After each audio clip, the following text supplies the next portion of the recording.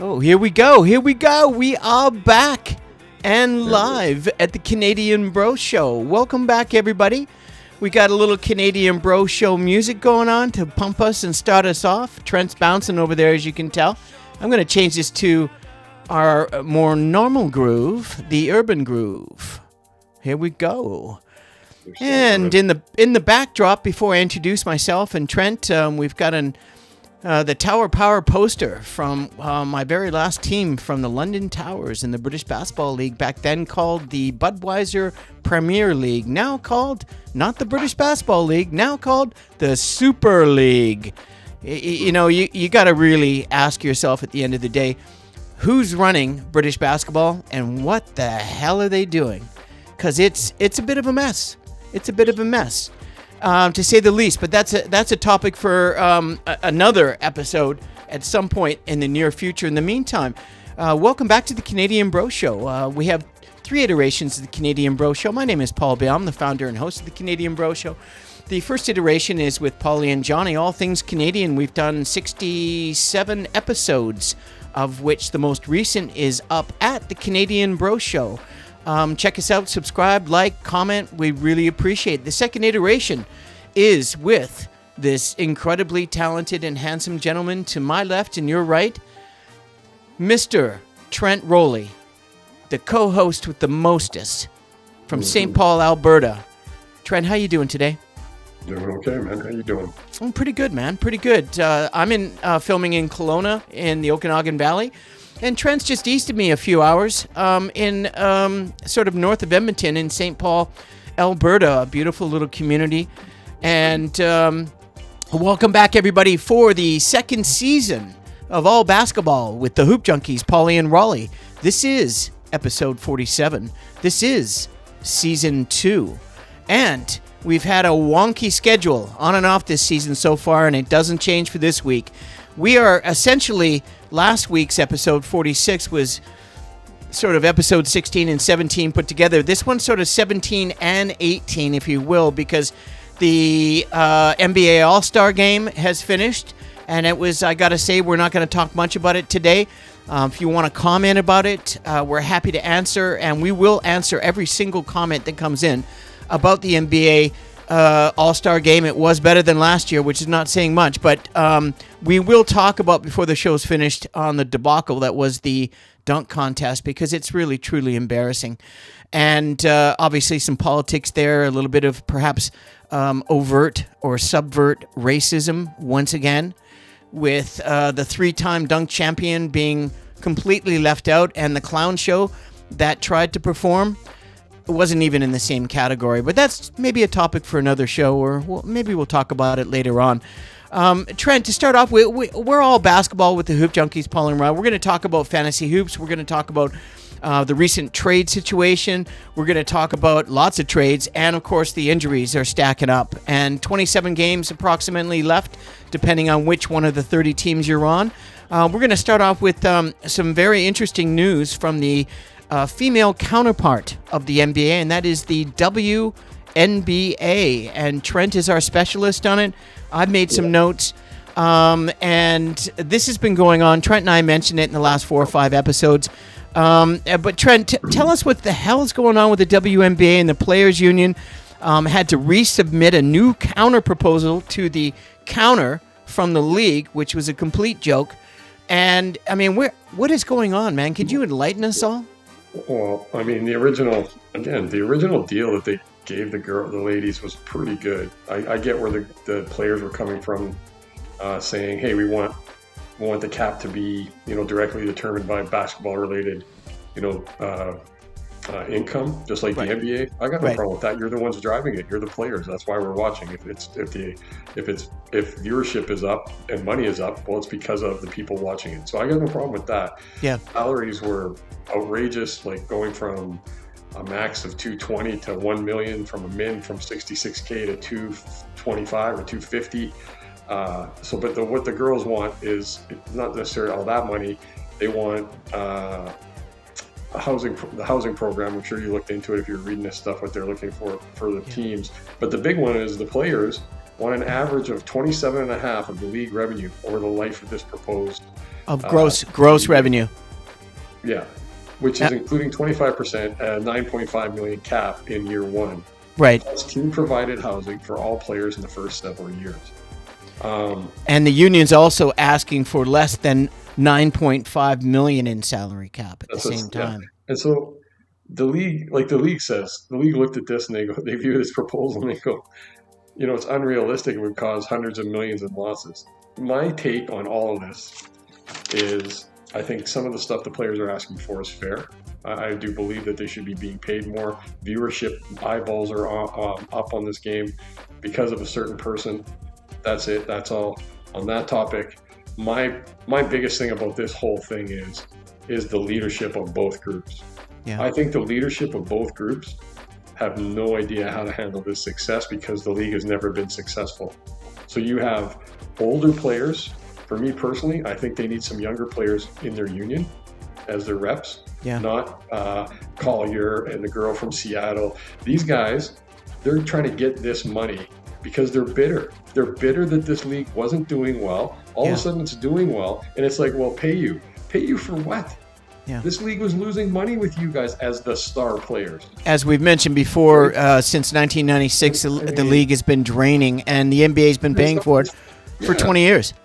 It's $40-50 million a year. It's not just a couple million. It's not chump change, yeah. So these guys are just being so unrealistic. They should be getting more in revenue when it comes to sales of jerseys, all that kind of thing. I have no problems with that kind of stuff. But to ask for almost 30% of the league revenue per year, and when this league is lost, the league that you've been involved in has lost money every year. Meanwhile, you have the one of the leaders of their union, Brianna Stewart. She's off to play in EuroLeague for April 15th to play with I can't remember EuroLeague games, like championship games with the team that she plays with over there. Right. She's going to go over there. She's part of the group, the people that own Unrivaled. She's a union ref. She's still going over there before a deal is signed. What's that tell you? Right? She's wearing too many hats, bro. Not just that. It's me. Yeah. These guys, I just, the thing that bothers me most is there's lots of stuff that they're asking for that I'm all for, and I agree with them on. Mm-hmm. A certain person there's more people watching your game.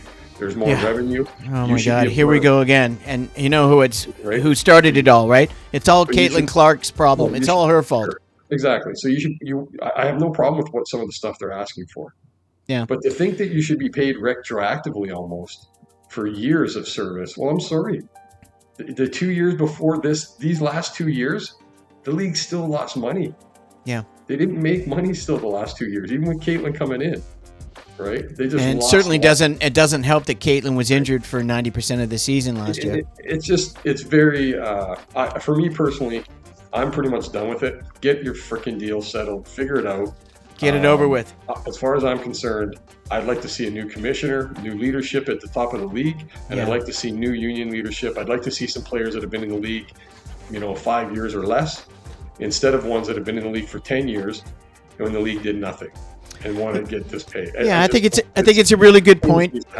Yeah, it's a really good point, and just follow the NBA on that. The NBA has been very good about getting the right people leading the Players Association. There's been some dodgy picks, but as soon as Silver came in, all of a sudden you started to see veteran NBA players, ones that had, Chris Paul, who just retired after an amazing career. I thought the way the league retired him and the way he went out was quite sad, actually, a little bit pathetic. It could have been done so much better. Hopefully his entry into the Hall of Fame will be much better than his exit from the NBA after, 22 seasons, 21 seasons? Some of that stuff is self-inflicted too. I know. He's got a little bit of a reputation in the NBA. I get it. But my point is, he is a veteran. Whether you like him or not, you don't like his politics, he is going to speak for the vast majority of players in the NBA, not himself. Sure. Anyways, it's always nice to start the episode off with a little bit of a wallop.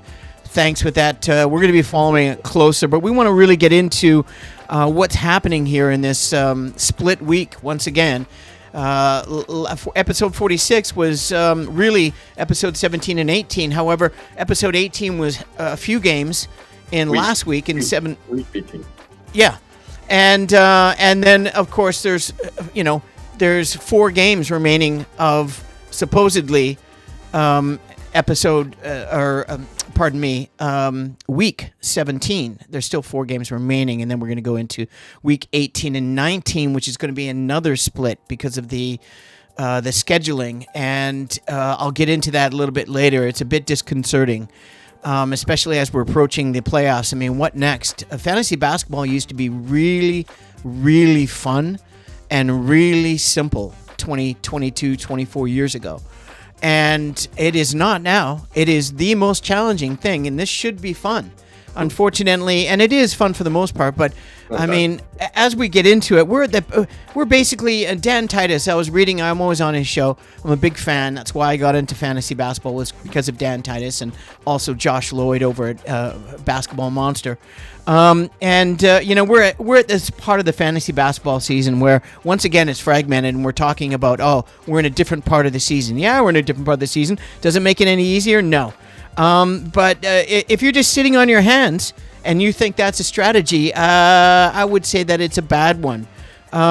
You have to look at the Yahoo Standard League trade deadline is March 5th, when that's approaching quickly.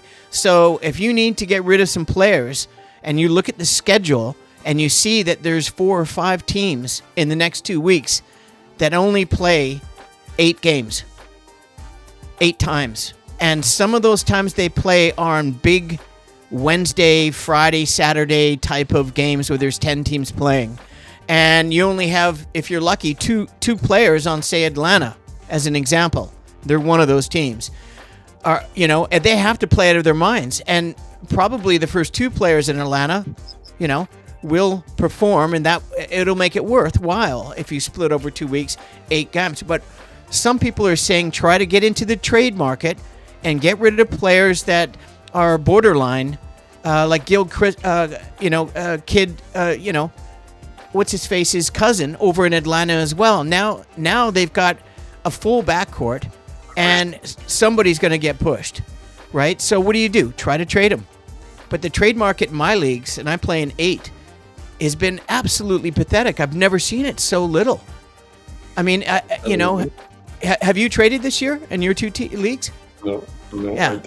I did. I put one out there a while, like third or fourth week into the season, but yeah, didn't get a no thanks, or just the guy just let it run out or whatever. So yeah, I never trade very much. I'm a waiver wire magician, and a strategist and a mathematician when it comes to stats. But when it comes to the trade thing, I get the worst trades. They're always shit trades. They're always like, they always want to steal my best player and they give me a couple of scrubs. Both are usually injured. It's like, forget about it. But, what happens is the deadline's March 5th, which falls into week 19. What happens when you're getting into week 18 and 19 and 20? We're on the prelim of Yahoo Fantasy Playoff. And you need to get in the top 4 or 5 positions on every league that you're in to be even available for a week bye. And what the week bye does is, if you haven't traded, it's too late.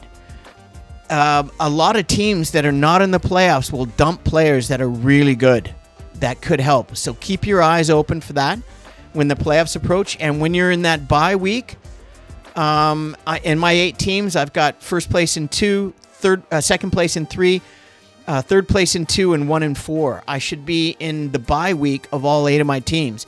I'm looking out for waiver wire pickups from teams that just say, "Fluck it, man. I'm done. What's the point?" And they're in 8th, 9th, 6th, 7th, 8th, 9th, 10th position. And that is one last hope of you battling someone. If I had to face Trent on one of his leagues in the playoffs after a bye, I need to make sure that I've got a healthy team. I need to make sure I've got depth at all positions, and I've really got to be play. Not sure what happened there. A force of nature, force of God. Maybe it was just my own synergy of one which can be rather prolific, and sometimes my wife will say a little too much. But that's what happens when you're married 27 years. And so we're getting back to fantasy, and essentially we've got 10 games tonight. It's a big first game back. There's a lot of people that have just been changing, and you just got to really pay attention. The next thing you want to talk about is the injuries, and the trades are over. The injuries are unfolding today. Trent, who did you lose today? You lost what? Well, I'm good now. Are you? You didn't lose anybody to the end of the season injury? No, I did yesterday. I lost a bonus. Oh, that's right. Yeah, because of his knee, supposedly, which they could have addressed a long time ago. Yeah. They are tanking. And then you picked up the rookie center that just signed a new 4-year rookie deal, undrafted. And you picked him up. He's been playing great. He's been averaging 10 boards, 2 blocks, and he blows his ankle out in practice or something. Yeah, who knows? And thank God you had Maxime Renault on the same team as the only available center. Exactly, and I went and scooped him on both teams. I can't believe he was available on both. I mean, people really don't know. The kid's, he's got some talent. He had a 21.19 rebound, 4 block game with 3 threes.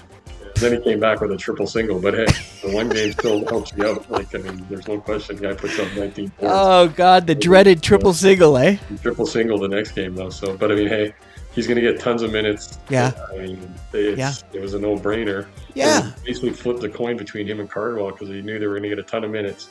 Well, you also mentioned you were eyeballing the guy I picked up on 3 of my teams, and that was Filikowski, the big 7-footer from Utah, because they're already tanking. They're going to sit the finisher.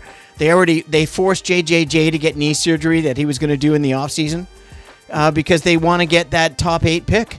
That's all Danny Ainge is thinking about. And by the way, they just got a slap in the wrist for a $500,000 fine. Come on, man. Cousin Bo, billionaire. 500,000. Give me a break. I know, it's crazy, eh? It's such ridiculous. So the only thing hurting me for injuries is with on both teams. I have my boy Zubac, and he's not playing quite yet. So I got a couple of decisions to make. I got Russell Westbrook on my injured reserve right now. He's healthy, but I don't know who. And they're down a couple of guards. They're not going to play Monk. I know, so he's going to play a ton. Westbrook will. He'll play 30 minutes, which is what you want. Well, of course, but then who do I get rid of? So I'm thinking that Reed Shepherd might be seeing the free agent wire here by tomorrow. I'm going to play him tonight against Charlotte just because. Wow, you're a patient mofo. I've given up on that guy a long time ago. Well, he's starting to play a little bit better, but I might be making that change. I might be making that change. Trent, he's been playing good all year. The coach Ema has only been playing him 24 minutes. No. So I think I'm going to take Westbrook off my injured reserve and put him into the lineup and get rid of Shepherd. And then I got Durant out because of the suspension. So that doesn't help me this week. So how long is the suspension for? He got 2 games, I think. It's a slap in the wrist. Yeah. So all right, cool. So that's a great interjection. It's good to know. Veterans. All-star, rock-star veterans in the NBA that are playing on sub-500 teams or 500 teams that are trying to tank and do it legally. If there's such a thing in the NBA, there's no such thing as illegal tanking. Come on, man. What about all the people? What about a family of 4 driving 3 hours to a game and spending $1,000 to what? And then the first 7 players in the rotation are not playing. I mean, it's ridiculous what's going on, bro. But veterans are going to be falling to the wayside. So Utah Jazz, as an example, they're notorious. They did this the last 2 years. And since Ainge came to them, you notice they accumulated a ton of picks, and they've been tanking because they want picks. And they're active in the trade market because they're after picks. He's just following, essentially, OKC's formula, which, let's face it. They gave up a bunch of picks to get Jackson. So. Well, 4 picks. But only really 2 strong ones. Yeah, but first rounders, but one was a 29th pick and the other was a 30th in the first round. Come on. But, I mean, there's names that you just got to recognize and players to really seriously consider dropping. I hate to say this, Ice Trey, Ice Cube, Trey Young, complete debacle this season. It's just ridiculous. Yeah. It's ridiculous. And the fact that now the Brow says he's not going to be playing either, and these guys are making $50 million a year. Like, what? You took Trae Young in the second round of one of our drafts. I know.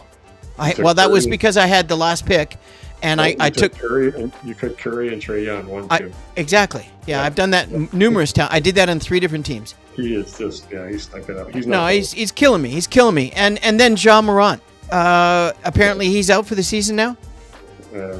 I think so. That's the word. They want to shut him down because he had no interest in the trade deadline. Nobody wanted him. Jeez, I wonder why, Trent. Well, let's again. I wouldn't just put that on the player. I can imagine if I'm Memphis, this particular player deserves a lot more responsibility than most. They're probably asking for a lot too for the track. That's the problem. They want a boat, man. They want a boat. Nobody's giving a vote for that guy. No, they'd rather keep him because they've got a small market venue. Memphis could be ripe for a new expansion in the NBA. Yeah, they should move back to Vancouver. That's right. They should move back to Seattle and give Seattle the first one. Go back to Vancouver. Yeah, no, I agree. But Seattle's going to get one first, and then it's going to be Las Vegas, and then hopefully Vancouver. Clutch Sports, Las Vegas, yeah. Yeah, I wouldn't be surprised. Malik Monk, again. So if you're contending, I'd be looking to shop players before March 5th, which is the trade deadline is coming up. We were just talking in our pregame show. We haven't been active in the trade because we're very active on the waiver wire. And because we're both platinum players, and that places us in the top 10%, essentially, in Yahoo Fantasy. We draft well, and we pillage the waiver wire on a daily basis. We are absolutely prolific when it comes to that, and that's been my game, my secret thing for 24 years. Okay. I am absolutely and it comes back to bite you sometimes. Sometimes you overplay it, and you pick up a player and he's stiffing out, or the coach doesn't like him, or he has a calf contusion followed by concussion followed by personal leave, and next thing you know he's out 5 weeks. Yep. Right? I mean, it's madness. But if you're contending, you want to think about, what are you going to try to do? Shop DeMar DeRozan? I'd have to give that guy a look. I was going to say Domantas Sabonis until he's out for, that happened this morning, I guess? Yesterday, yeah. Yesterday for the rest of the entire year. Yep. And Trent can tell you more about how happy he is with that. And, of course, Russell Westbrook. But because of their incredible depth, but their coach doesn't play any of the guards. There's 3 guards that don't get any minutes, any run. And they could do that right now with all these injuries, and they're still not happening. So, you might want to get, but Trent's not going to get rid of Westbrook because at 37 years old is putting up numbers he hasn't put up in a decade plus. Hey, the guy can play 35 minutes, and he will. So, he's a beast. The other one everyone's talking about, and I'm surprised the Pelicans, we've talked about this in previous shows, Trent, where, you get Zion when he's still not what everybody knows he is, or thinks even more so he is now after 7-8 seasons in the NBA. And he hasn't played in basically 5 seasons for the most part, and he showed glimpses this year. Yeah, I'm actually happy with that pick this year. I got him pretty late in our draft. What round did you get him in? I think 6th. That's impressive. Yeah. I was like, you got to throw a dart here once, 1 or 2 darts. No, he's played well. And then the next guy in Pelicans, Trent, Trey Murphy. Did you pick him up in any of your 2 teams? He can light it, man. I almost did one time, and I didn't. So. I couldn't believe it. I passed out. He was available in a couple. Like 11 threes. Oh my God, man. He's nice, man. I like him. With the Bucks, the Greek Freak. They obviously didn't trade him. He said he didn't want to be traded. It's really bizarre, but he's got another one of his injuries. It's one of these where, you make $75 to $100 million a year. You can do whatever you want. You're running the franchise, not the franchise running you. Yep. And so he does whatever he wants. That is a trade candidate I would seriously consider, actually. Yep. I'm going to try to dangle a couple out there. I mean, the one league. I think so too. I got a 7-game lead in the one league in first, but I don't know. I'm in second, right, trying to catch up to you, bro. I know. I might try to dangle a couple just terrible, shitty trades to those teams down at the bottom and see if someone bites. Yeah. But in the other one, I'm going to try to see if I can manipulate somebody with like a 4-2 trade where I can get 2 studs for me. Yeah, that's a good idea. 3 and 1 it can work too if you want to get rid of some stiffs. Yeah. And they're gone for the season anyways, and or they're going to be. But I do like that strategy. And by the way, if you reach out to someone in the bottom of the league, they're obviously probably not too interested, and that's why they're at the bottom of the league. But there are some that just really like basketball. They just don't know what the hell they're doing. Exactly. And if you were nice to them and they said no, but when it comes to after the deadline on March 6th, they might just drop a player, or maybe he could work out a deal because they see you're in a good position and say, listen, good luck. Who do you want? Yeah. And we can vote against that as a league, and I will if it's too outrageous. But you're 7 games ahead of everyone, and I'm right behind you. I mean, if we come first and second this year in that league, I'm happy. You know? And you've ascended from bronze, right, in fantasy basketball, which is at the bottom, to silver, to gold, platinum, and now, no, it's not platinum. What's the highest one? I think platinum's the highest, and then it's, I don't know, whatever. That's what you are. You're platinum. I'm in top 1% supposedly. Well, I am too. Well, you're creeping in one of those teams for sure. And like I say, the ascension, right? I mean, you've worked hard. You've been in fantasy for many years in multiple sports. The other guy I want to talk about is Michael Porter Jr. I'm surprised they didn't trade him, actually. Yeah. They really could have got a lot for him right now. The Warriors are seriously drooling. And Nick Claxton is another guy that could be shut down. He's had a pretty decent year. I picked him up in 2 teams. Some other teams that just dropped him because his numbers are, he's double-double in 2 blocks. Well, they got their center there, the young guy, Duran or whatever. I was going to pick him up, and like somebody scooped him. Duran Boone. Yeah. Nice double-doubles when he started. And then the Pacers, Pascal Siakam. I mean, my God. They're tanking. They're tanking right now. And but they're so bad that if Pascal gets his 25, 5-5, they're probably still going to lose. I don't know if they're. I wouldn't necessarily say they're tanking like other teams have. They are. Their main players are still playing. Have you watched them play recently? They lost their all-star guard, the first-team guard. And they traded away one of the top defensive centers in the league. Yeah, but he wasn't going to sign there. They didn't really have a choice. And they picked up Zubac, so, I mean... Yeah, which he hasn't still suited up, which has got to piss you off. Well, no, it is what it is. What am I going to do? Is he playing tonight? No, he's... That's ridiculous. Still on the injured reserve list. So. Yeah, so mostly Trent and I are just talking about, we're talking fantasy. A lot of people that are watching the show that know fantasy, they'll know what we're talking about, but we'll try to move this along. So the Jazz, once again, Keontae George, he's had a breakout year. He went from turnover prone, bad shooter, very inconsistent in the last 3 years, and this year has ascended into being a future all-star in the league for sure. And then one of my favorite players, the finisher, Lauri Markkanen. They're going to sit him down.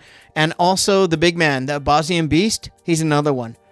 All those guys are going to sit down because Danny Ainge wants that top 8 pick. They got their eyes on it. And Isaiah Collier would be a good pickup too if you could get him. Who was that, Trent? Isaiah Collier, the guard. Oh yeah. I picked him up in 2 of my teams. He was still available. He had a 24-point, 22-assist game. Yeah. I was like, thank you. Yeah. That was a good mention because he's surprised me. I really like him, and he's a true point guard. He's an old school throwback. Yeah. And then with the Pacers, Ivanka Zubac, maybe they just sit. Maybe they just sit out Pascal and him.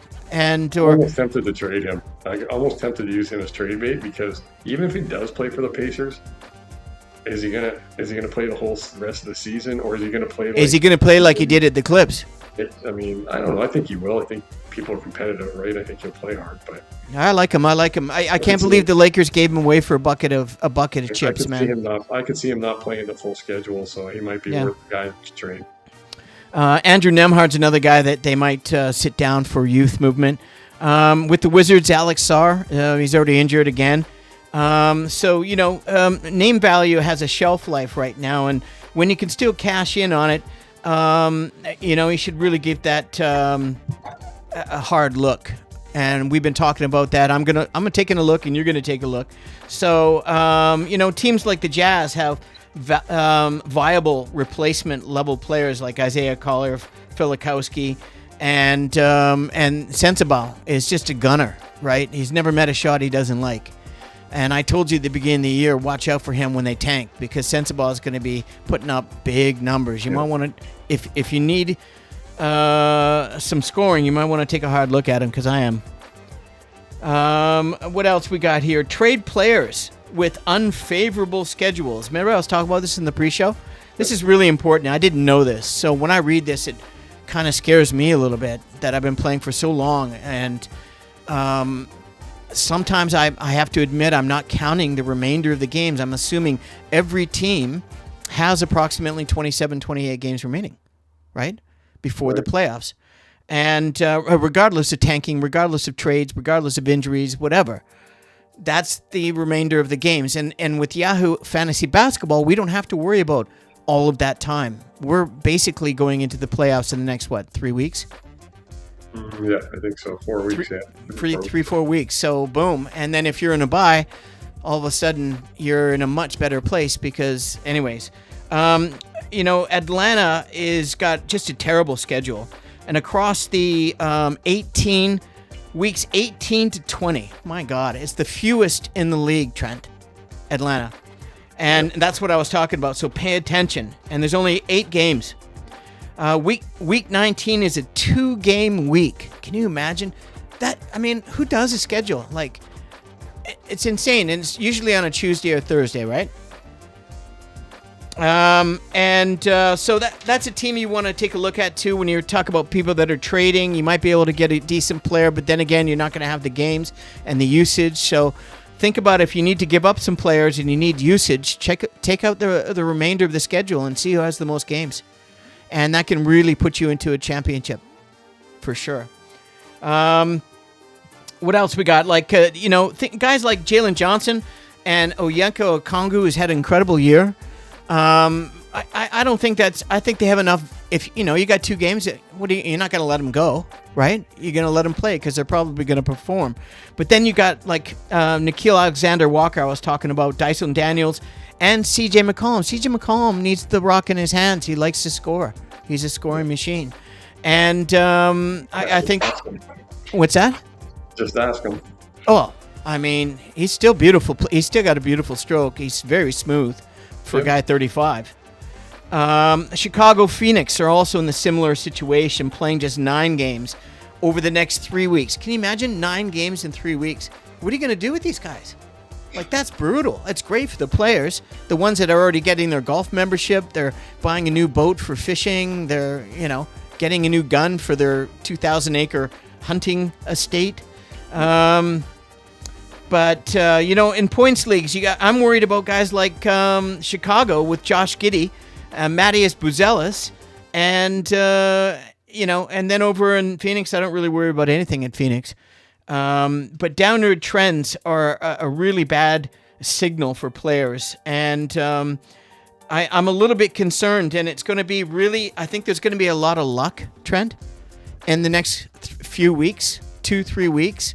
You're going to have to really your players are going to have to perform at a high level with consistency and not get injured. And that's going to have to rely you to get through on the rosters that we've built. I mean, I'm looking in some leagues, I'm anywhere from 50 to 70 waiver wire moves in just one team in that league. But that's benefited because of, it doesn't help that I pick up, who's the injury-prone scoring guard from Sacramento who just went down for the rest of the year? Vine? Levine. Huh? Zach Levine. Oh, Levine. I picked him up on 2 teams. He was playing really well, settling in nicely, and then this happens. It's like, I don't know, man. It's starting to bother me a little bit. But, there's a lot of players like the Lakers' DeAndre Ayton is just stiffing it out. I mean, the coach doesn't like him. I think you were very lucky, even though you had to eat up roster spots to get a Maxime Renault, 2 quality rookie center, basically a double-double, and he'll play 35 minutes plus. If he can stay healthy for the year, he could help you win the league. Yeah, I'm serious. Yeah, you've got your depth is really impressive. You've been able to fill the gaps, with those injured players and knowing how to rotate the schedules in your roster players. You have to look at players too that you went and picked up because of injury. Yeah. And they got a lot of minutes, and so like a really good player that I would say is on the downside, as you're talking, is Julius Champagne from San Antonio. Yeah. Now that Vassal's back. Exactly. Well, that's the thing. Vassal's back, right? It's just his minutes are down, production's down. I let him go when I picked up whoever it was. I can't remember who I picked up, but he was part of the one thing that I liked. He was the player that I let go first, was him, because he's just not playing. And same with. I knew that would happen though, because the ascension of Harper, and even though Harper was picked too high in my opinion, he is going to be a nice NBA player. He's going to be better than his dad. They have a nice 4-player rotation there when they're all healthy. They got more than that. They got good center depth. They got Wemby. I'm just talking at the guard. We're talking about the guard. Oh, I see. Yeah. The backcourt. They have a good 4-man rotation there with Harper, Fox, easy. Vassal, right? And and who we just talked about there. So I mean, and then they have a good bench. I mean, but they have a nice little rotation with those 4 players, at the guard spots type thing. So I agree, especially with what's going on with Wemby. Wemby is with the growth of Cooper Flagg and the Joker being still one of the best, if not the best player in the world. Wemby is showing glimpses of he is the face of the entire league moving forward. And San Antonio, he could be many championships. They might even win it this year. They're my dark horse team. The Spurs in the West. Yeah, why not? That's my dark horse team. We haven't talked about that yet, but I mean, I just been watching him play and how he's playing, and his teammates they're finding him in the ball now. In the first year, they didn't even let him. He wouldn't even get the ball. Yeah. And everybody was hesitant. Everybody was jacking their own thing. Now he's a part of every single play, because they know that if you move without the rock and you set yourself up for the corner threes and you make the extra pass and you're making an effort as a two-way player and being unselfish, that's what he's leading by example. I mean, this kid is special, eh? The other guy to me is also the second-year player to me he's the one that makes it all go is Stephen Castle. That kid is just wow. Wow, man. Now, did you draft him in one? You drafted him on one of your teams, right? Would you get him? What round did you get him in? I can't remember. It was later though. But he's 7? I think it was his 7th round. That kid, you look at that guy's build, and he got a little nicked up this year, but overall, that's a guy that's probably not going to get hurt a lot. He is thick. He's legitimate 6'6", and he's 230 at 6'6". What a beast, man! I love his game. He's built really well, and he's explosive. I love him. He plays defense. Yeah. He's intimidated. Do you know who he reminds me of, Trent? He reminds me of Cade Cunningham, except Cade, of course, is.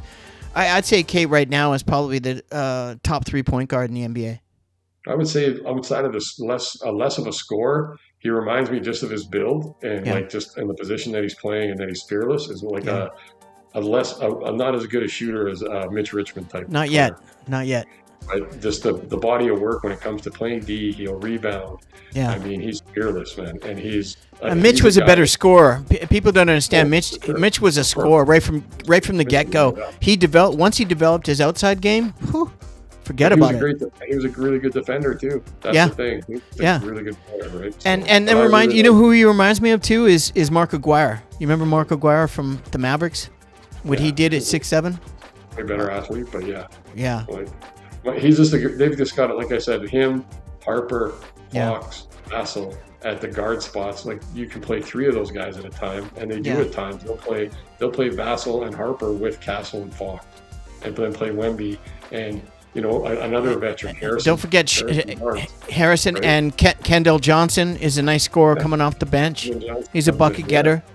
Yeah. And you got coming off the bench still now. You still have Cornette. Like they have they've got 3 7-footers. Yeah, they got great depth, man. They really do. They're young, everywhere. So maybe they don't know how to win yet, but I don't think anybody. I agree. I agree. And again, they're my surprise team for the West. Will they win the West? I think I think they could win the West this year. That guy, just because of that guy too. That guy's just I mean, he's just incredible. Come on, dude. You see, guys are just they get close to him, and he doesn't even have to jump, and guys adjust their shots because they're just worried that. He has. I mean, he has an 8-foot wingspan, and if you look at his hands are like this. He's unbelievable talent. He's just getting better. Yeah, no question. Man. Speaking of getting better, do you want to talk about? I watched a little bit for the first time because I just didn't have time, and I'm trying to make time because I'm trying to get organized here and use my time. I'm trying to work smarter, basically, and in every aspect of life. But I did have an opportunity to watch NCAA basketball on ESPN on YouTube yesterday, and it was excellent. On YouTube, it was fantastic, and I saw 2 incredible games in a row, and to hear these guys they talk about going and in the first round, in the first 5 picks, and seeing them play against each other, and it kind of blew me away. I was surprised how good they were, or maybe how bad everybody else is. I don't know, because college hoops is like the sets they run, and it's just kind of boring, man. But when you get a guy like this Caleb kid out of North Carolina, the 6'9" kid, he played out of his mind, man, and top 5 pick. And then this AJ out of Brigham Young. Yep. He started off slow, couldn't hit the broadside of a barn, and then went nuts. They have half the points now. He had half their points last night in that game. Incredible! I watched the whole game, and then his the canvas guy, the scorer, he's like a bucket getter, smooth as hell. Mitchell. I can't remember his name. Would be off the top of my head, but they're talking about top 3 pick. The problem is, again, these guys are all the top picks, and they played in college 1 year. I know. But it's fun to watch. But I mean, hey, can we just go over the NCAA top 10 for a sec and see what captures your imagination? So number 1 ranked currently at 24 wins, 1 loss is Michigan, if you can imagine. Yep. That's been a while, eh? They're huge too. They're big. Oh. Are they? Is that they just dominate at the college level because of their size? Well, just size. They've got some talent, but they're big. And they're well coached too, right? They're big up front. Yep. Who's the coach at Michigan? Do you know? I don't know.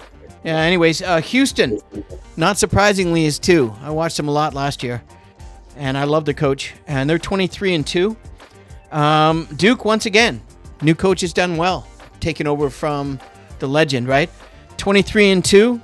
Once again, Duke's number 3 in America. This is a ranking. That's recruiting classes every year. I know. I mean, well, most of these teams do. It's funny. You look at the top 20 as an example. All those programs are machines. And it's interesting fact. You take all the best players from all top of these 10 teams, then you look at how much they're making as a young professional. And AJ Abansu, he's making a student athlete. He's making $11 million. He's made this season. Holy shit, that's pretty fucking good, bro. Yeah. And then Arizona has lost a couple of games, but they're 23-2. They're in 4th. UConn once again. Of course, look at the machine that is UConn. The coaching. Creighton knocked them off the other night. It was a really good game. Yeah, that kid at Creighton played really well, eh? Yeah. Iowa State, 22-3. Purdue, 21-4. Kansas, 19-6. Now 20-6, because they won yesterday, I believe. Stojakovic's Peja's kid plays on Iowa State. Illinois. Illinois, yeah. I know. And he's what, 6'7", 6'8"? Yeah, they got a big team too. They're all big. Yeah. Man, they're 10th right now at 21-5. And Nebraska, a football province, is 22-3. They must be playing good D. Yeah. Anyways, that was a little NCAA. I thought I'd delve into it. March Madness is coming up, so we'll have to talk about it. Well, that's what I meant. That's what I thought. I was kind of like, I got to figure this out. Because it's a shit ton of games. To be honest with you, I haven't watched as much as I have previous years for men's and women's. Women's, I've watched a bit. I probably watched more women's games than men's. But there's a couple of good games this week. 1 and 2, Houston and Michigan play each other. Yeah. So Houston, cool. Calvin Sampson, say whatever you want about that guy. I love him. His teams are like always in the top 5. Yeah, so, he's an excellent coach. Come on, bro. They've had some real heartbreak in the tournament, like dudes hitting half-court shots in the final. And I mean, seriously, the way I actually watched that game. I watched that game. Yeah, terrible luck in the tournament, but he has great teams. Houston is like really. He's a great coach. I love how he is on the sideline. He's a nice balance of being fair and firm, but also into it, and super smart and very passionate. And the players, everybody respects him. Like, he's a legend, right? Hey, Trent, do you want to go into? Do you want to break down how with 28 games on average? Talk about maybe the first 5 or 6 teams in each the Eastern Conference and the Western Conference. Let's go for it. You want to do it? Start off your choice. Where do you want to start? Start with the best team in the league, Detroit Pistons. With the best record. Yeah, I don't know if they're the best team, but they definitely have the best record. So. They have the best record, and they right now I'd say they're the best team in the NBA. They play defense, and the refs let them play. That's the thing that a lot of people are complaining about. Is like, they say that the same thing about Oklahoma City and Detroit. That the refs let them get away. They get all the calls, more, right? But Detroit plays a good hard brand of basketball. They play the Knicks tonight, so that should be good. Coming off All-Star break, should be interesting. Gonna check that game out. Celtics, hey, they made a nice move getting Vooch there. They're still huge, kind of putting huge move, huge. Did you hear that story about him and Derek White about the jersey? About the Vukovic wanting number 9, right? Because that's the number he wears. Right. So he offered White $5 million for the jersey, and White said he'd need $10 million to consider. I love it. Good for him. Yeah. Good for him, man. Oh, wow. That's a lot of money, man. And looking at Jason Tatum, he's running 5-on-5 scrimmages with the G League team. I know. They might get him back before the year's He over. Wants to come back. He's so hungry. I think he does too. You should see him. Whiz, man. They're with Vooch, picking up Vooch and the trades they made, and then they've got the shooting off the bench. And they've got depth at every position now. They've rebuilt in such a short period of time. Not one basketball or so-called basketball expert, not one, picked the Celtics to be in the second overall seed right now in the East. Including myself. If I dare to call myself an expert. Well, you and us, we've been all this year. Basically, we've just said, you got to give them credit for what they were doing with Tatum. A long time ago, probably 6, 7, 8 episodes ago. Yeah. Yeah, it shows to what you just brought up. It shows to the depth that they have. It shows to the coaching they have, and just the general manager and the ownership and the coaching. Yeah. He's done such a great fucking job. Pardon my French. I'm a big Brad Stevens fan.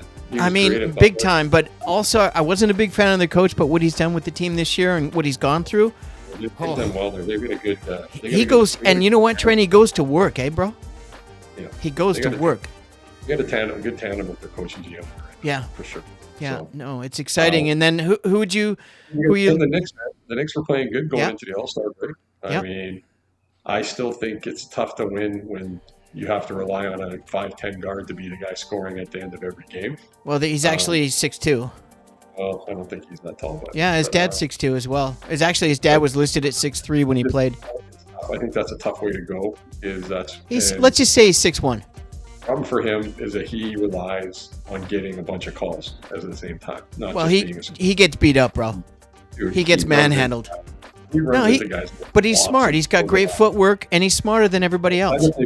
I'm glad they've changed the continuation rule. So he had all changed. Those plays, I don't know if they changed it, bro. All those plays Brunson's have are out of bounds plays. They don't count them as shots because he just throws flails. So. Yeah. But I don't think the Knicks are winning it, but that's me. I don't know. I'd pick Cleveland right now. Getting Harden, they get their 2 bigs healthy. Mitchell, Harden looks good there so far, and he's only played a couple of games. Well, look what Harden did to Allen. Finally brought Allen to life because nobody knew how to get Allen the ball. And he's playing some of the best basketball of his career. And by the way, double 7-footers with Harden at the point. Oh. Dude, man. And and then Mitchell's standing out with Tyson on the wings, ready to shoot Yeah. threes. Right? Yeah. They've got a really nice unit right now. Oh, man. And they got a better bench. Yeah, that was a good pickup for them. Oh, yeah. They were 9-1 going before the All-Star break, right? So true. They were starting to play pretty well. Harden was the ultimate. That was a great pickup, That was man. a really good pickup. The Raptors, I mean, hey, they were 6-4, kind of all over the place. Yeah. The problem with the Raptors for me is they are very kind of what we said about a player, right? One game they're going to get 25 and 10 or 25 and 20, and the next game it's a triple single, and that's what you get with the Raptors. You get this great effort out of them one night, and then just poo-poo the next night. I think they're more consistent than they've ever been with this core group that they have. But you're right. But I mean, honestly, what Coach Darko has done with those players and how they've come together is really remarkable. And the leadership from Scotty Barnes is absolutely exceptional.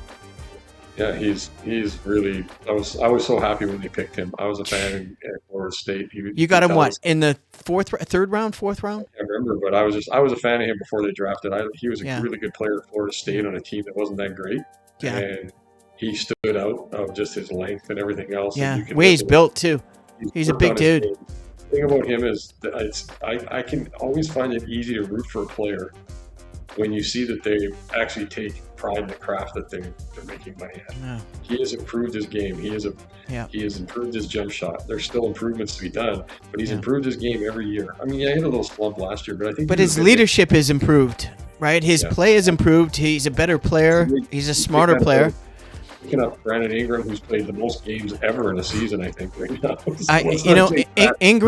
Ingram said it himself. He goes, this is the happiest I've been in my entire life. I've never been happier. He loves Darko. Him and Darko love each other. So that's a great pickup. Him and Barnes together. I love Ingram. I've always been a fan. I think the Sixers, when you talked about San Antonio being your dark horse in the West, the Sixers are dark horse in the East. Especially if Embiid plays. In the last couple of games Embiid's played, he doesn't have that big, huge knee brace on either. No, he's actually the last 15 games he's playing really well. In the playoffs, well, you don't play back-to-back in the playoffs, right? So he probably... Yeah, they're scary. They're scary. And if George can actually play for the playoffs, which I think they'll do, they're absolutely frightening in the East. Yep.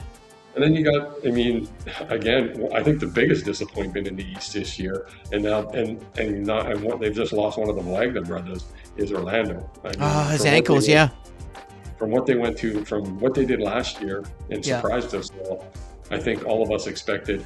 Again, them and Detroit last year were two teams that both of us were going. None of us expected these two teams to be where they're at last year. Yeah. Well, then we all said, "Hey, I expect Detroit to make a jump. If they're legit, they'll make a jump," and they did.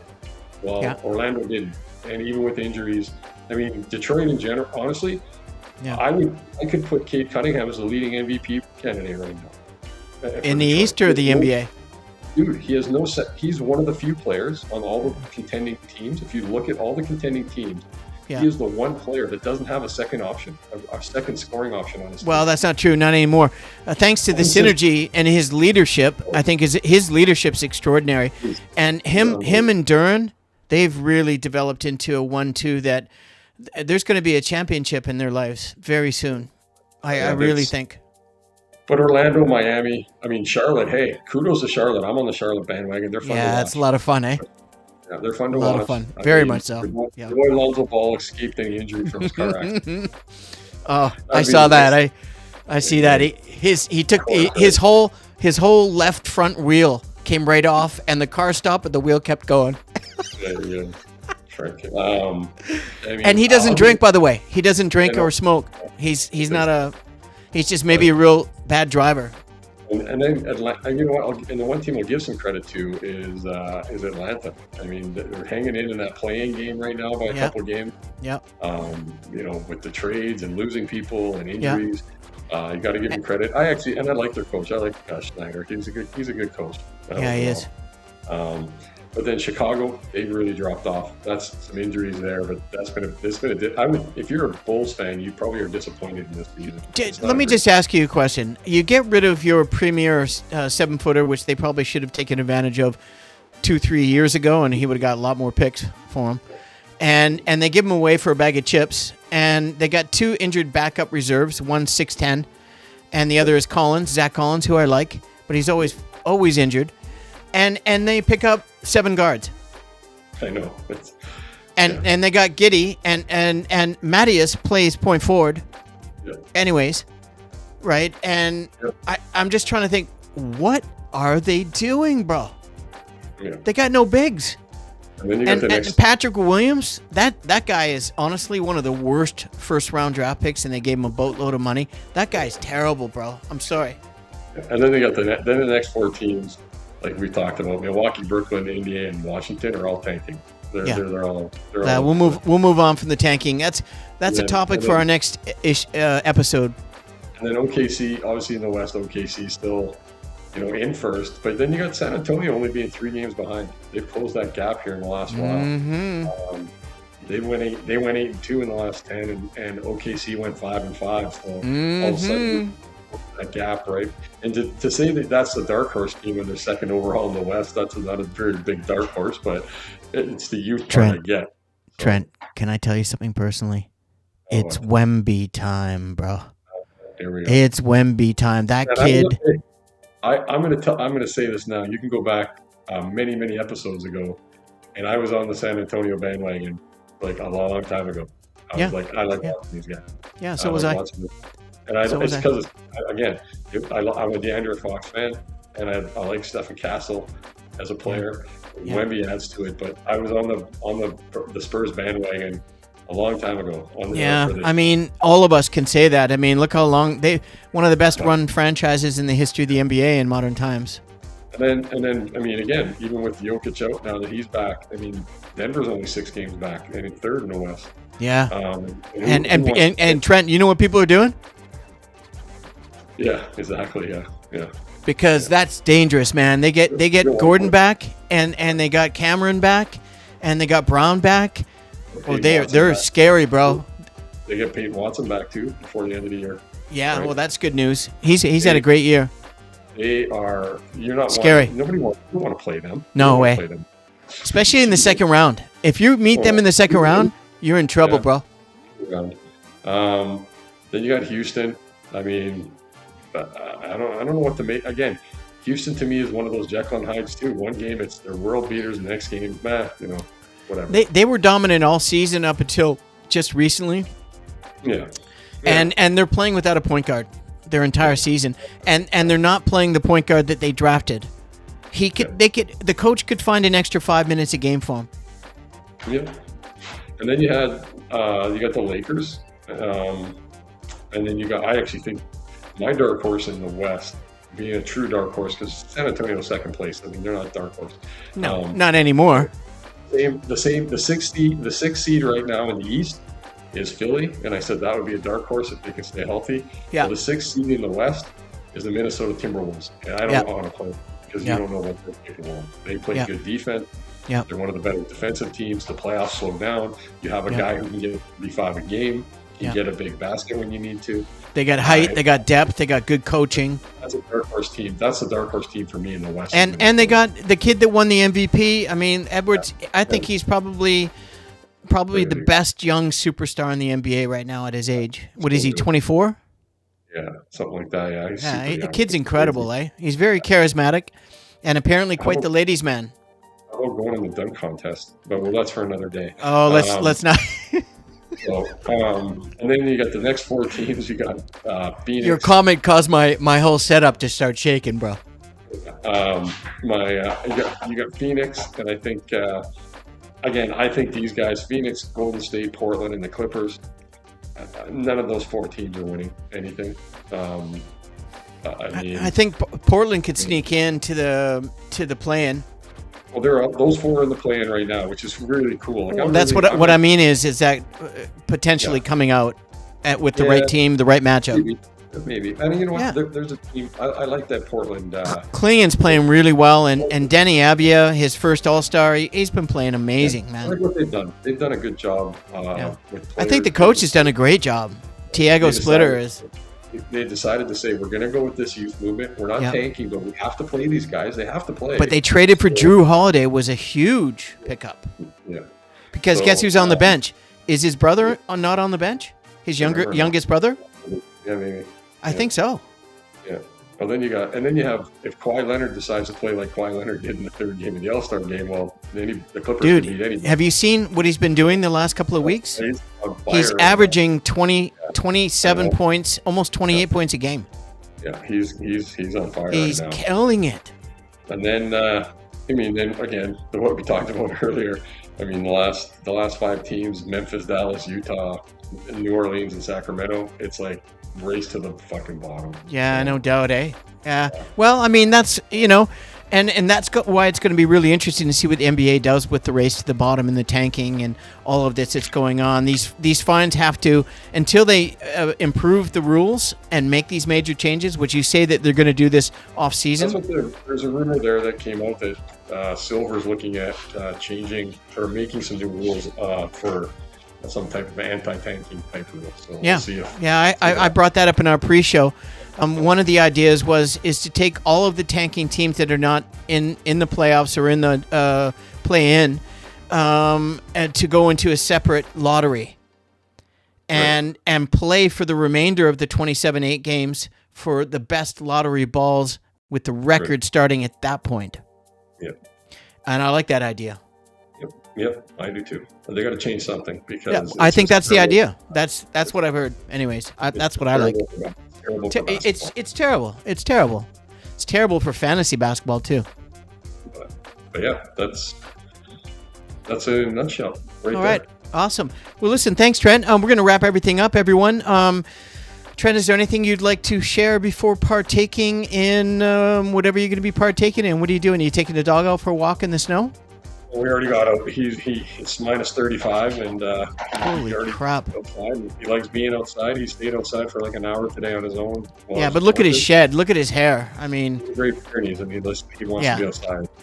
It's just ridiculous. He's a beautiful dog, bro. He's a beautiful dog. He's there in the snow and chews on his antler, and it's snowing on him. And it's like, hey, come in. He just looks at you like, hey, man, I'm not coming in. Like, I just got out here. He's looking at you. Don't talk to me that way, bro. Yeah, but he still hasn't come downstairs yet. So yeah, I don't know what it is with the stairs to come down the stairs, but he's made it to the landing, but he hasn't made it all the way down. That's really interesting. Really interesting. But yeah, no, it's nothing planned, man. Just gonna chill. Gonna watch a bunch of games tonight. Yeah, me too. Me too. Olympics and that kind of thing. So I got a tour tomorrow with my client. It's our 4th tour, and we're gonna go look at place in a good location, try to get a good price, and see if we're going to write this weekend. But in the meantime, thank you everybody for joining us here at the Canadian Bro Show. The first iteration is All Things Canadian with Pauly and Johnny, and he is our other amazing host with the most. And the handsome gentleman to my left and your right is none other than my other co-host with the most, Mr. Trent Rowley. Thank you kindly for joining and filling us in for episode 46, season 2 of All Basketball from the Hoopjunkies, Pauly and Rowley. We're going to be signing off, and before we do that, Trent, what do we like to say to everyone? A gentle reminder to everyone out there, if you could just do what, Trent? What would you do? Be kind, it's free. Be kind, it is free. And lead by example and don't have any expectations. In the meantime, if you enjoyed this free content, we are on YouTube at the Canadian Bro Show. My name is Paul Bale. I'm the founder and host, and my co-host of the most, Mr. Trent Wally. Thank you very much for joining episode 47, season 2 of All Basketball from the Hoopjunkies, Pauly and Rowley. Thanks very much, Trent. I'm taking you out, bro. Talk to you soon, eh? It's also. Yeah. Well, very.